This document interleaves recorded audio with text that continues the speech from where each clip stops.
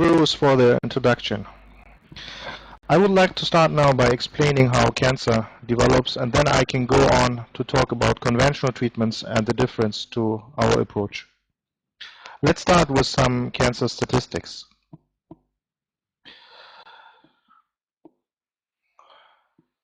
These are numbers from the World Health Organization, and as you can see, 2012, there will be 14.1 million adults in the world with the diagnosis of cancer, with new diagnosis of cancer.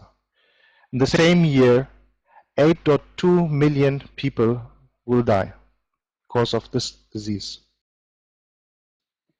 It is predicted that there will be 23.6 million new cancer cases worldwide each year by 2030. Let's get an overview about our body and the cell. Why will I start with the cell? This will help you later to understand why cancer is so difficult to treat and why we need a different approach.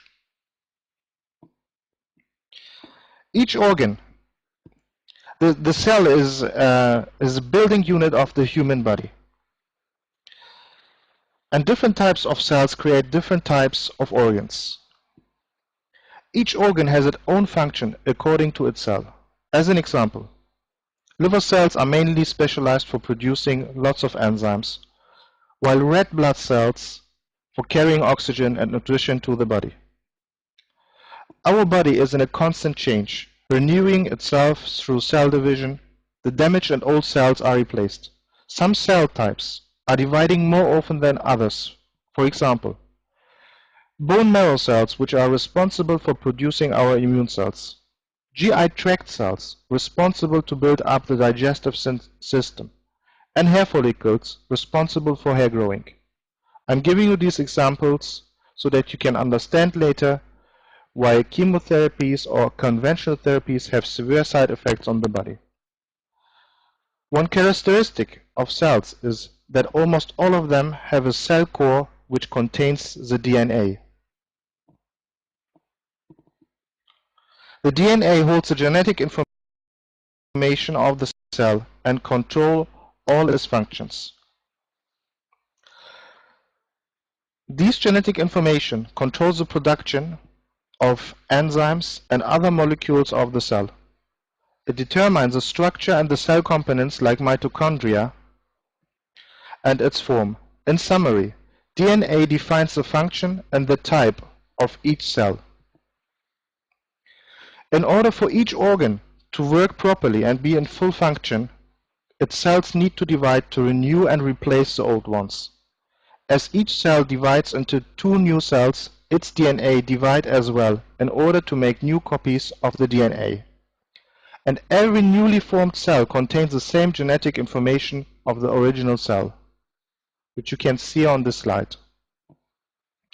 So you have a cell with a DNA, and at the end, after the division process, you have two cells or more with the same DNA, the same information as the mother cell. This is very important to understand. I will now explain you some mechanisms of how our body is protecting ourselves from damaged DNA. The topic is about apoptosis. Cells of a human body may get damaged by many causes, as radiation, smoking, alcohol, and viral infections. Some of these damages on the cell and on the DNA are reversible and can be repaired by special mechanisms of the cell, so-called DNA repair mechanisms.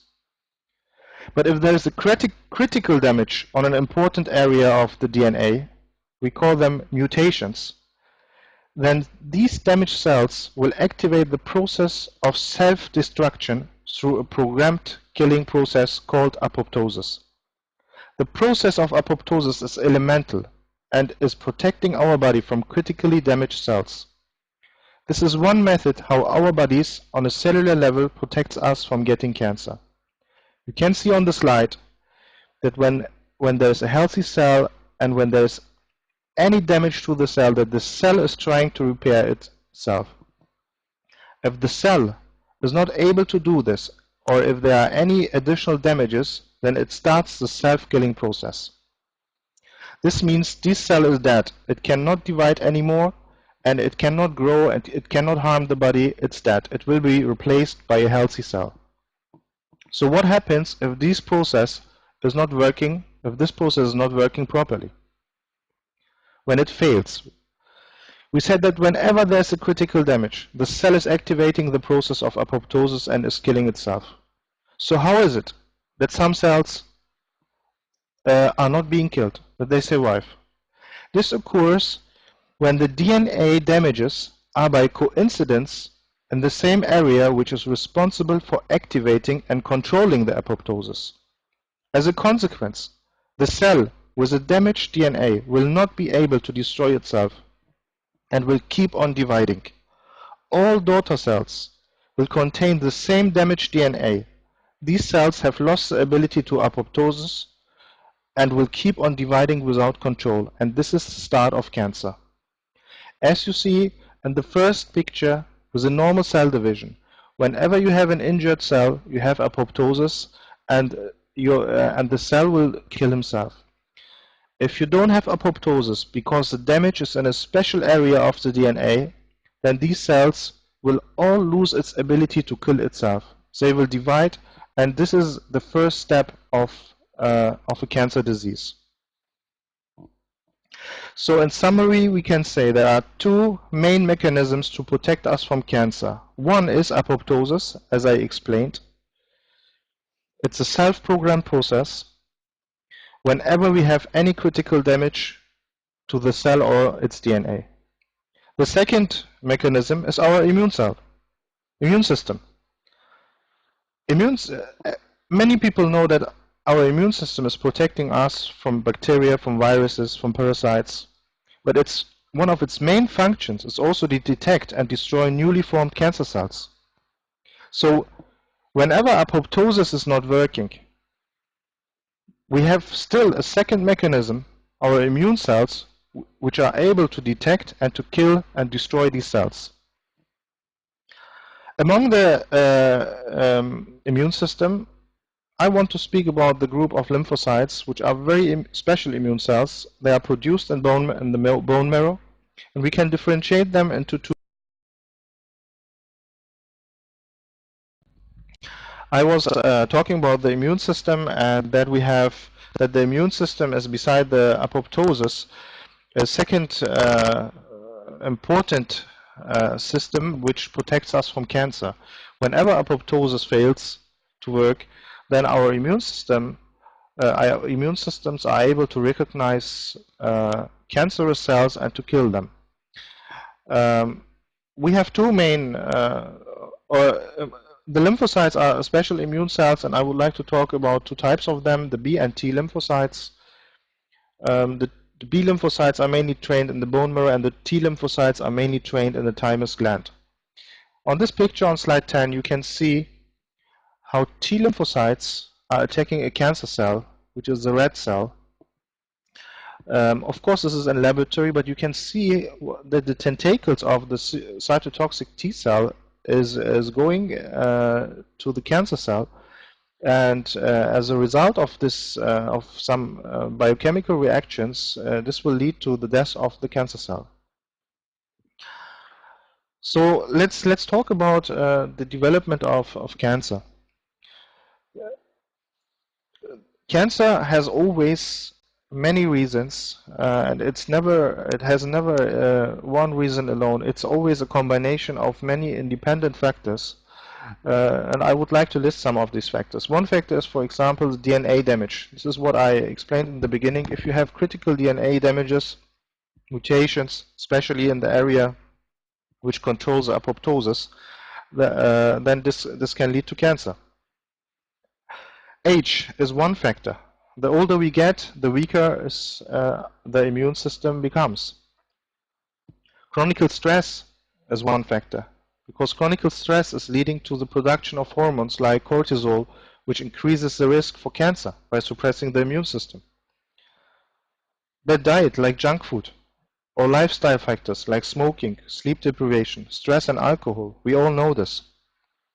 So the question is, why is the immune system not recognizing such damaged cells? What is the reason for this? Because everyone has a immune system, and even if it's weak, it's working. We know this. I mean, there are some factors which is typical for cancer cells and which helps them, or which makes it difficult for our immune cells to detect them. One factor is, for example, that the tumor cell is developing from our own cells. It's not like a bacteria or virus which is coming from outside to our body. Tumor cells are developed from our own cells, and they have a lot of similarity with healthy cells. As a result, the immune system has difficulties to classify them as foreign or as dangerous. Another factor is that the changes of normal cells to cancerous cells is a very slow process, and it can take a very long time. We are talking here about 10 to 15 years. So the immune cells become accustomed to the mutated cells. They don't recognize, because there's such a slow change in their structure, the immune cells has difficulties to recognize them. Of course, there are also some other factors how tumor cells are actively protecting themselves from our immune system. They can produce a certain protein layer which protects them from being recognized by our immune cells. We will talk later about these protein layers. So if you see the next slide, then this is an example for lung cancer about the common risk factors. You have so many factors which has to come together until you get cancer. To understand why current cancer treatments are not working in most cases, we have to understand the different characteristics of a tumor. A healthy tissue, as you can see on the left side, is well organized. These cells are very specialized, and they grow in a uniform pattern. Each of these cells from one organ, they have the same type of DNA, the same cell form, and the same function. While cancer cells are totally different, as you can see on the right side. Because of many different DNA changes, cancer cells show a great variety. In the same tumor mass, you will find many different cells with different DNA and different characteristics. You will find cells which can be killed by a certain drug, besides cells which are strong enough to survive.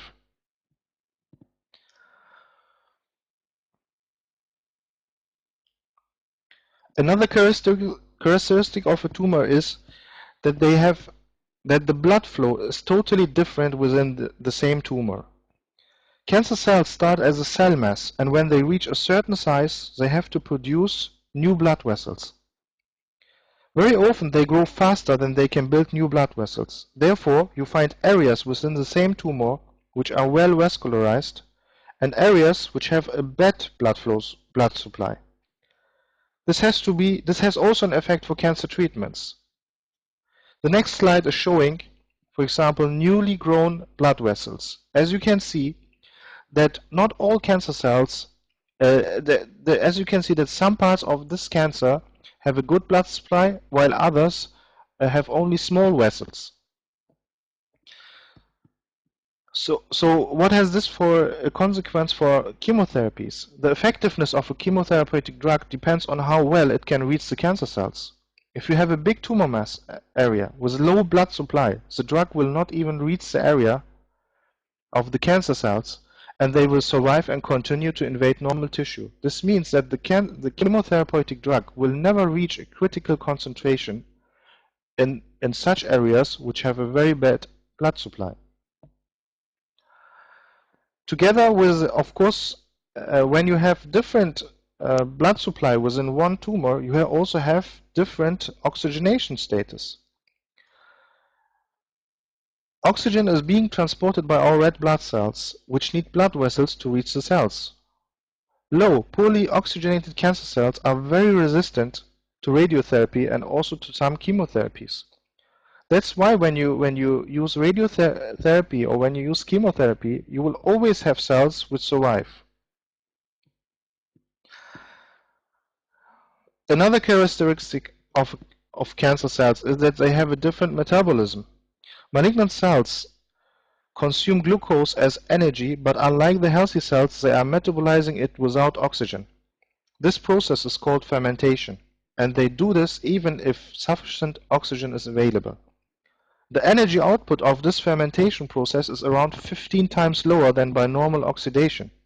But to compensate this disadvantage, they have a 20 to 30-fold higher glucose uptake than normal cells. I'm giving you all these examples of the characteristic of tumor cells. Later you will understand why these factors are very important in the treatment of cancer. Another very bad characteristic of cancer is that they produce metastasis. Metastasis is the spread of a cancer from one organ or part to another not directly connected part.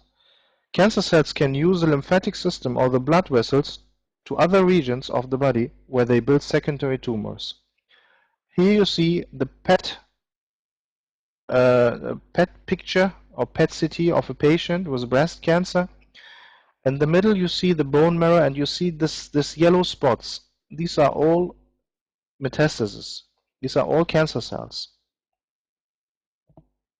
So you can say that this tumor has metastasized to the skeleton of the patient, mainly to the spine. So let's see how the situation of a cancer patient is before he starts the treatment.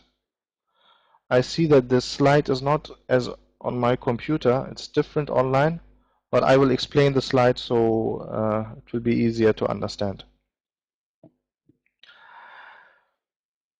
What is the situation before? The situation is that the patient has a detectable growing cancer. Detectable means, in many cases, the cancer is bigger than 1 millimeter, which contains 10 million cells minimum. Smaller than a few millimeter is not detectable by modern imaging techniques. The immune system of a patient before a treatment is weak. It must be weak, otherwise the immune system would recognize these cells as cancer and will kill them. So we can summarize that all cancer patients have a weak immune system. The organ function can be normal, can be normal or can be bad. It depends on where the cancer is growing. If it harms important organs, if it has metastasized in, for example, liver or kidney or not. Psychology, or let's say mental health, is down. The patient is afraid of death, has maybe pain, is suffering from the disease. The diet is a very bad diet. Usually, we all have an unhealthy diet. The modern human's diet is characterized by high amount of carbohydrates, refined sugar, processed meat, and low amount of vegetables. The lifestyle, we have a bad lifestyle. We live and work in stressful environments. We sleep too less, smoke or drink too much alcohol. And the life quality of such a patient is also very bad. So this is the summary before the treatment, and I will make this summary also for a patient after a conventional treatment and after a complementary treatment. Let's come to conventional treatments. There are three main conventional treatments, as we all know. First, surgery, chemotherapy, and radiotherapy. Surgery. Surgically removing the cancer is the most effective way to reduce huge tumor masses, and in most cases surgery has acceptable side effects.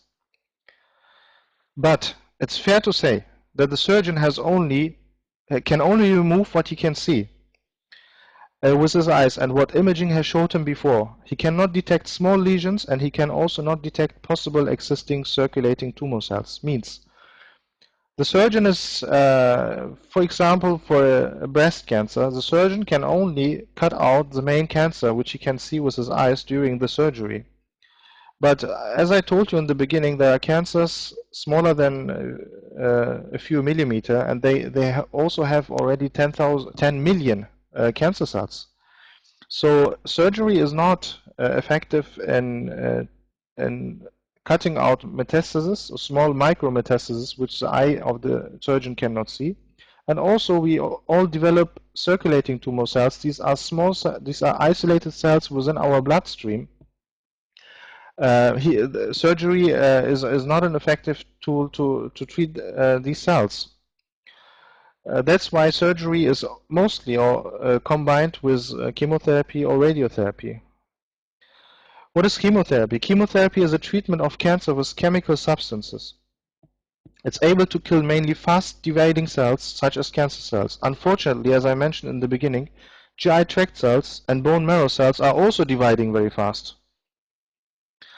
So whenever you applicate chemotherapy, you are killing a lot of cancer cells, but you are also killing all quick dividing cells of our body, which are GI tract cells, which are bone marrow cells, and which are, for example, hair follicles.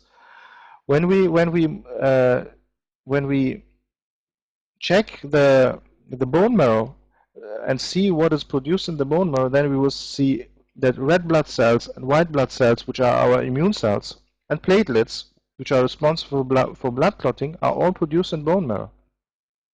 That's why after every surgery, after every chemotherapy, you have severe side effects on bone marrow and also on our immune system. Limitations of the chemotherapy is, of course, that there are some cancer cells, I told you, they are very different in their strengths, that some cancer cells are resistant to chemotherapy. And I also explained to you that the blood flow within the cancer is different. It's in some areas very good, some areas very bad. So the chemotherapeutic drug will not reach such areas. And a very big limitation is that chemotherapies have also huge side effects on other organs like liver, heart, kidney, or brain. The third conventional treatment is radiotherapy. Radiotherapy is using ionizing radiation to kill cancer cells. Similar to surgery, it can kill a localized tumor without killing circulating tumor cells or micrometastasis in other areas. Radiotherapy is damaging the DNA and can also cause cancer. It has severe side effects on healthy tissue and on the bone marrow too, and thus it has a devastating effect on our immune system. So before we proceed, I would like to give you an overview about resistancy, what happens with the cancer after chemotherapy.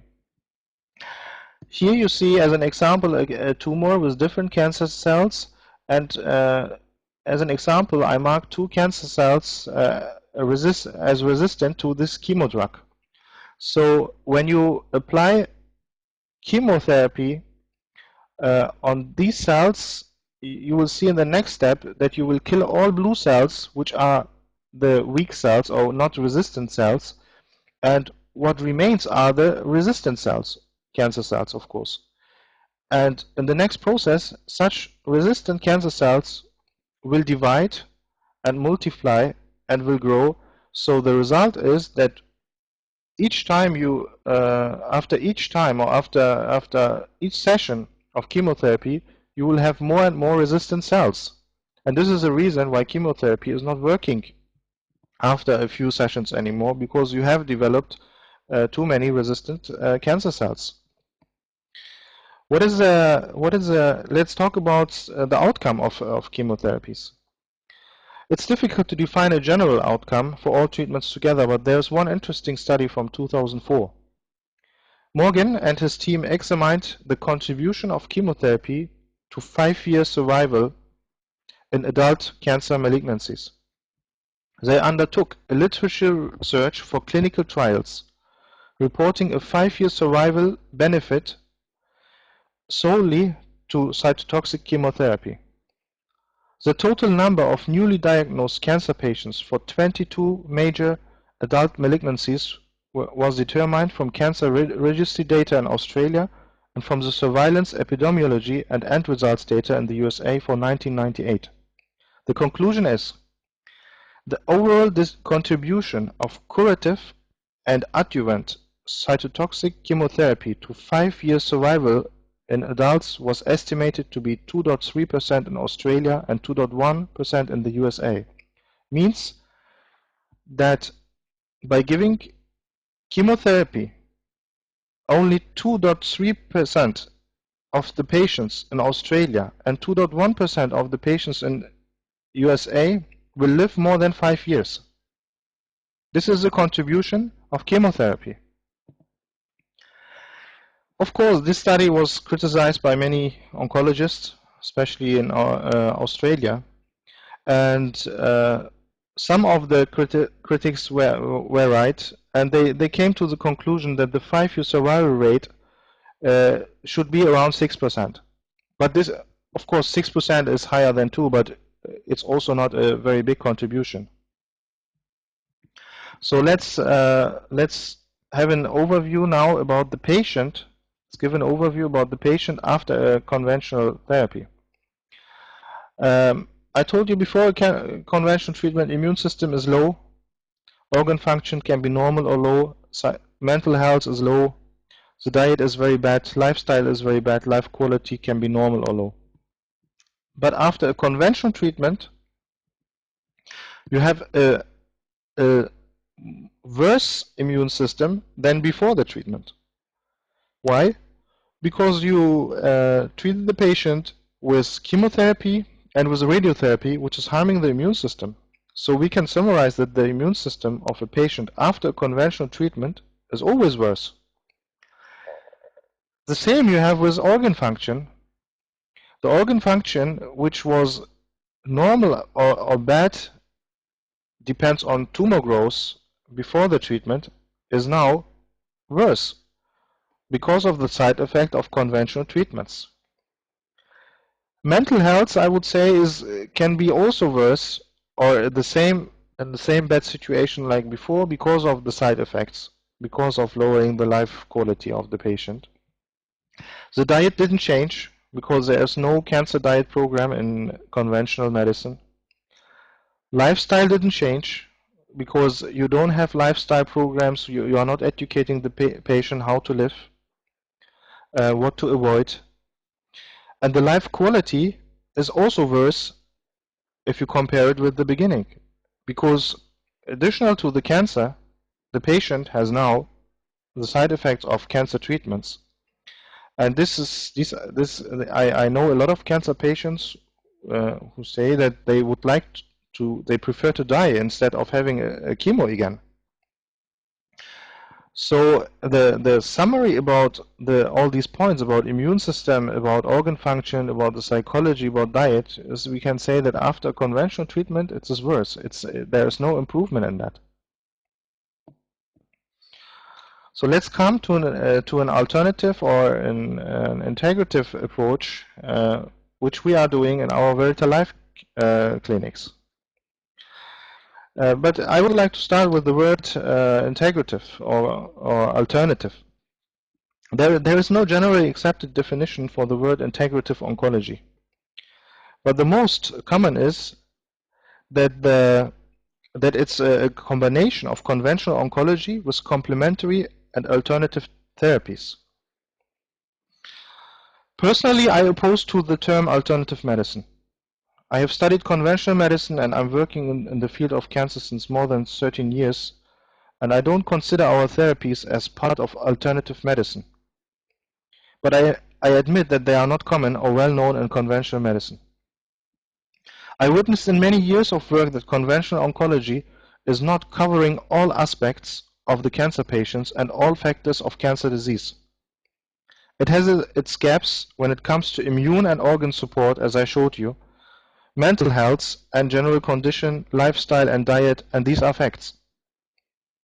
Almost every cancer patient can confirm this. Our goal is not to demonize conventional medicine or doctors, but to find a way to go out of the dogmatic approach that surgery, chemotherapy, and radiotherapy are the only ways to treat cancer. We all know that the outcome for cancer patients are still very bad, and therefore we must be open for any new evidence-based approach. I strongly believe that conventional doctors care about their patients in the same way as we do, and like many of them, I am also against any treatments which are scientifically harming or useless for the patient. Therefore, I consider our treatments as complementary cancer treatments, treatments which we can add additionally to conventional treatments, sometimes to boost the effect of conventional treatments or to reduce their side effects, but sometimes also to treat the patient with good tolerable treatments, especially when they are too weak for conventional treatments.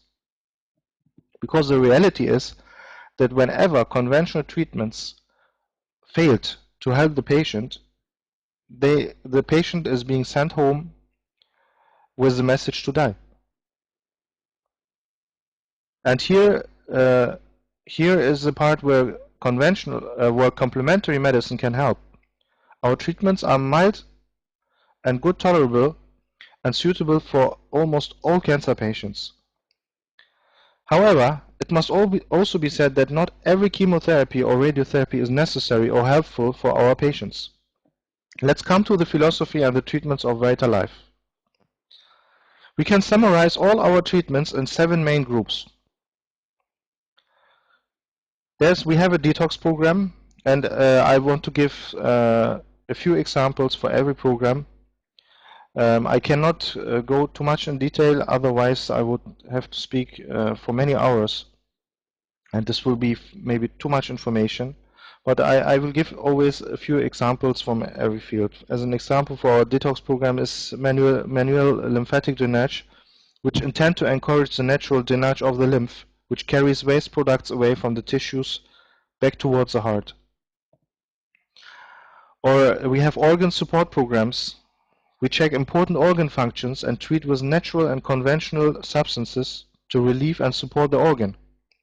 This helps to recover from side effects of chemotherapy and radiotherapy. We have special programs for liver, for kidney, for heart, for bone marrow and nerves. So what we can see is whenever the patient is coming from a conventional treatment with very bad liver values, we are treating the patient for a few weeks with very certain substances which relieves the liver function and enhance its function. You can monitor that the liver values become normal again. The one big okay, let me talk now about the small points, and then I will talk about some cancer treatments and immune support. We are encouraging the patient to make exercise. This exercise will help that the patient is building up muscle, that the oxygenation status of the patient becomes better and the life quality improves. We have a 6 weeks educational program where the patient gets information about how to live healthy, what to avoid, about sleep, about meditation, about what to eat and what to avoid. And regarding the diet, we have a full ketogenic kitchen. We have an own kitchen where the patient see what we are doing and where we train the patient how to prepare meals. And within this topic, I would like to talk about, especially about ketogenic diet. Ketogenic diet, usually our diet contains 60% carbohydrates, which is negative for a cancer patient. It promotes cancer growth. The ketogenic diets reduce carbohydrate intake from 60 to 10% and increase the amount of fat. Because of the absence of glucose in our diet, the body is using the fat to produce ketone bodies as energy source instead of glucose. We know that all body cells, with the exception of red blood cells and cancer cells, are able to utilize ketone bodies. This means that we take away from the cancer cells the energy source, while the rest of the body can keep its normal function by using ketone bodies. There's one big treatment section is the immune support, and I would like to give here 3 examples. We use GCMAF. This is it's a macrophage activator to boost the immune system. Let me speak shortly about macrophages. Macrophages are large immune cells that are able to recognize and digest cancer cells. They are also responsible to stimulate other immune cells.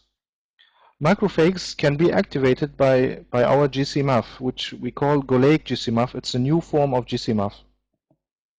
Tumor cells are producing a special enzyme called negalase to prevent macrophages from doing their work. Means that they are suppressing our immune system. As a result, macrophages can't be activated and the immune system is suppressed. We are treating our patients with Golaic GCMAF to reactivate the immune cells and to boost the immune system. Many studies prove that GCMAF is not only an immune activator but can also be used in cancer treatments. The next slide is showing you macrophages attacking a cancer cell. I don't know if you can see my arrow here, but the one with the spikes is the cancer cell, and the round cells on it are the macrophages.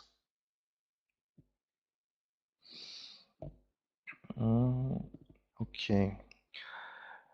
Besides GCMAF, we are using whole body hypothermia to boost the immune system. Whole body hypothermia is stimulating artificial fever. Fever, as we know, is associated with a variety of immunological reactions. Therapeutically, whole body hypothermia is activating the immune system by telling the body that it has fever, and also it's able to enhance many chemotherapy therapies. The third strong therapy within a treatment within the immune support are thymic injections. Thymic therapy involves a series of thymic gland extract injections which activate and balance the body's immune system.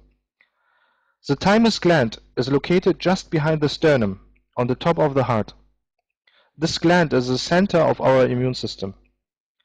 The function of the thymus is to produce and educate T lymphocytes, which I mentioned before. These cells are critical to our immune system. The thymus changes its size and function during our life cycle.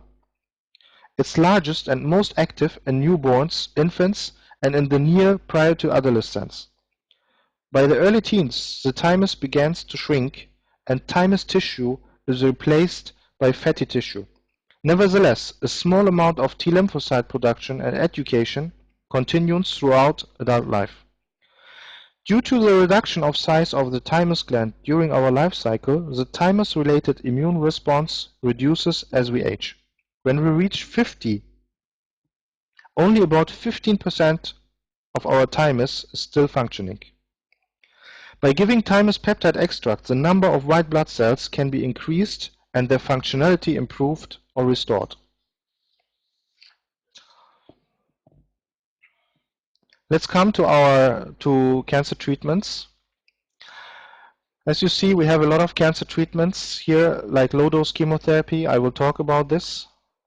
Local hypothermia, artemisinin, sodium selenite, co-drugs, high-dose vitamin C, enzyme therapies, and herbal treatments. Due to limitation in time, I will talk today about low-dose chemotherapy, about IPT, about local hypothermia, about high-dose vitamin C, and artesunate, which is artemisinin. Low-dose chemotherapy. I mean, I told you before that that conventional treatments are using chemotherapy with very bad effects on our bone marrows, so on our immune system. So what we are doing is we are using chemotherapy in very low dose, and but on a more frequent schedule to reduce and eliminate the toxic side effect of the drug. It maintains the effectiveness of the drug by potentiating its anti-cancer activity with the use of insulin. The mechanisms why insulin is supporting low-dose chemotherapy is still not known.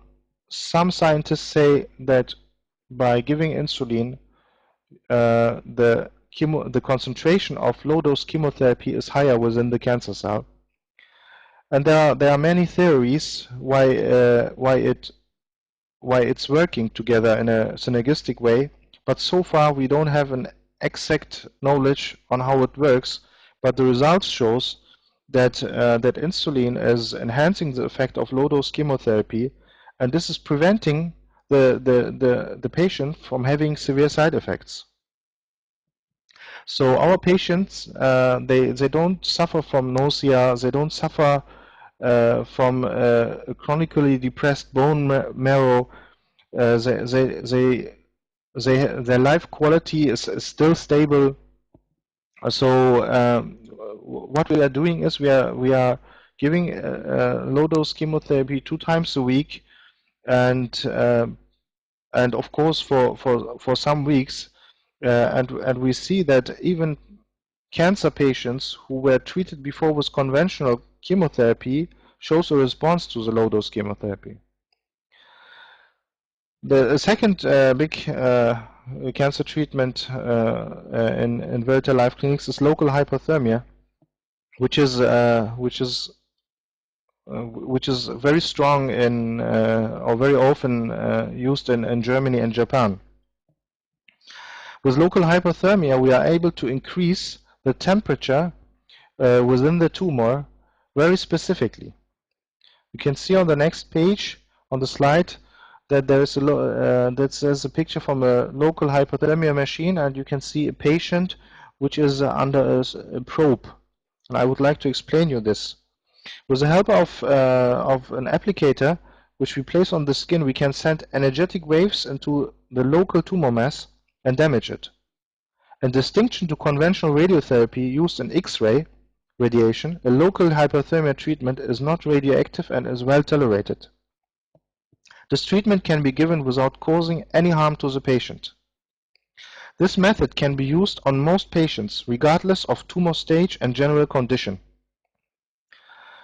And the good thing is that the tumor cannot develop resistances against this treatment, because it's a physical treatment. Means after a certain temperature, which we can reach inside the tumor, all cancer cells will die.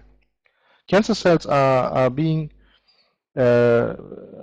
consisting of proteins, and after a certain degree, after 42.5 degrees Celsius, we have protein denaturation. Means that the cell is that the proteins are being denaturated by heat. So you can kill the cancer cell regardless how resistant it was before against chemotherapy or radiotherapy. So the question is why healthy cells are not dying. And the answer for this is that healthy cells have a good blood flow system, blood supply system, and they can transport the heat out of the area very quickly. While cancer cells have a very chaotic blood vessel system, and they are not able to transport the heat away, they cannot adjust their blood vessels to the heat, and therefore we can reach a critical temperature within the tumor much faster than in healthy tissue. So you can apply this local hypothermia to, for example, to the liver, where you have a liver tumor, liver cancer, and you will monitor that liver cancer cells are dying while the healthy liver cells are surviving.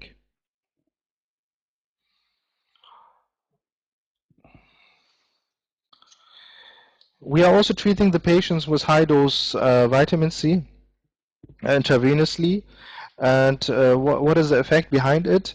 High-dose vitamin C promote the formation of hydrogen peroxide, and cancer cells are particularly susceptible to damage by such compounds. What we see, the good thing is, best of all, that unlike virtually all conventional chemotherapeutic drugs can destroy cancer cells, but they are not selective, while vitamin C is very selectively toxic. No matter how high the concentration of vitamin C is, it will not harm healthy cells. As a third example for our cancer treatments, I would like to speak about artesunate or artesunate. Artesunate was initially developed as an anti-malaria drug, but many studies have demonstrated that it's also effective against various cancer. It's derived from a herbal plant and has low side effects. And it's very interesting that artesunate induces apoptosis in cancer cells. So it is the same mechanism which I explained to you before, which is missing in cancer cells. So by giving this drug, which has very low side effects, to be honest, I'm talking about very low side effects, but I never witnessed any side effect in my life with artemisinin. You can give it in very high concentrations, and it's selectively killing cancer cells. So let's make a summary about the patient situation after after a complementary treatment. We have again this table with the three with our factors. So let's look at the immune system. The immune system after complementary treatment is better than before, in comparison to a conventional treatment where you destroy the immune system with chemotherapy or radiotherapy. The organ function is definitely better because we monitor each organ function. We are checking the function and we are increasing it with special certain substances. Mental health is improved after a complementary treatment.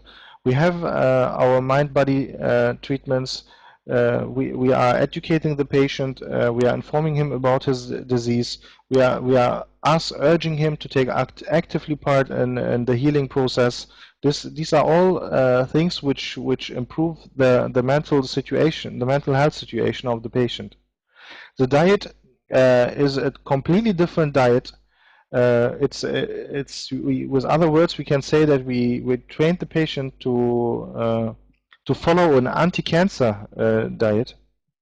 The lifestyle is automatically changing by giving the patient information how to prevent from cancer, and of course, because the side effects, because our treatments have low side effects, the life quality is better than before.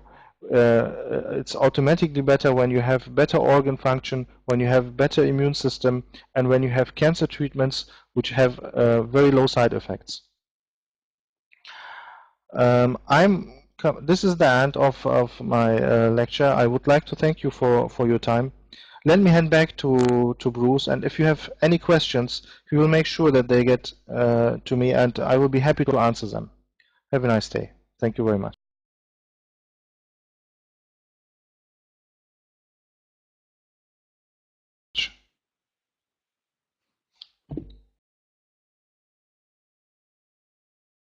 Professor Gunes, I would just like to say that is the most interesting and informative lecture about complementary alternatives that I have ever heard. And folks, I think we were very, very fortunate to hear what we have just heard. I mean, you just do not hear this sort of information from other sort of medical practitioners, do you?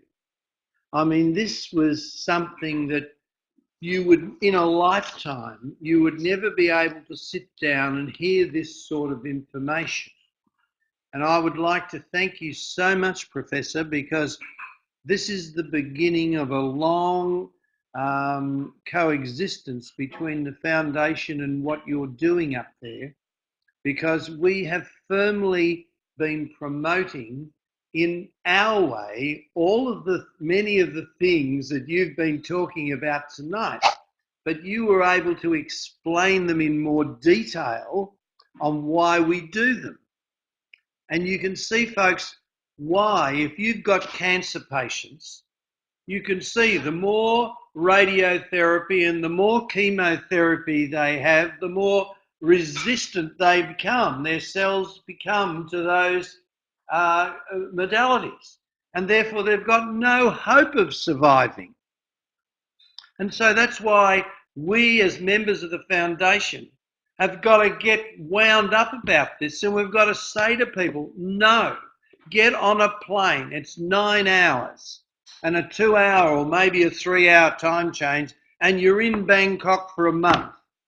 You'll be looked after like a 5-star hotel. It'll cost you money.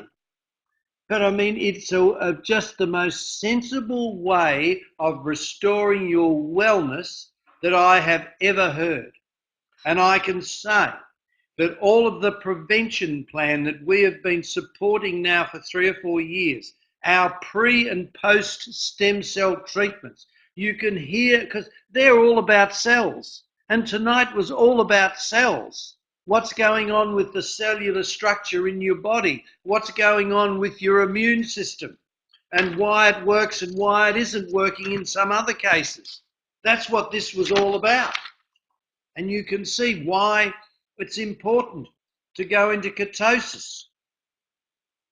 I mean, it seems, because once you go into ketosis, the cancer cells can't live on the sugar, the energy that's produced by the ketones.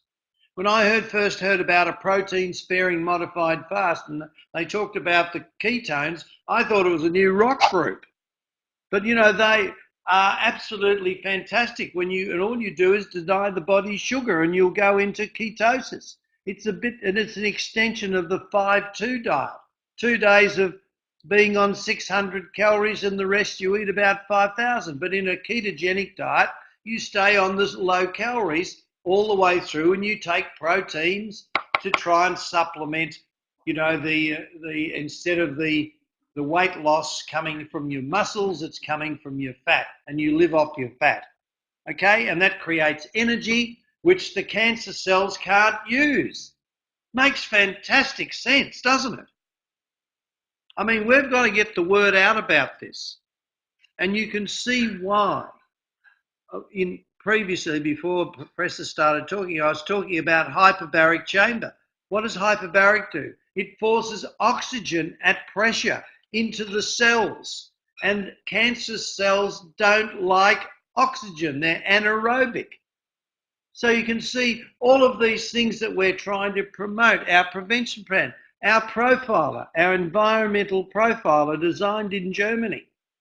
You pluck a hair from the nape of the neck, and you take the hair follicle, and it can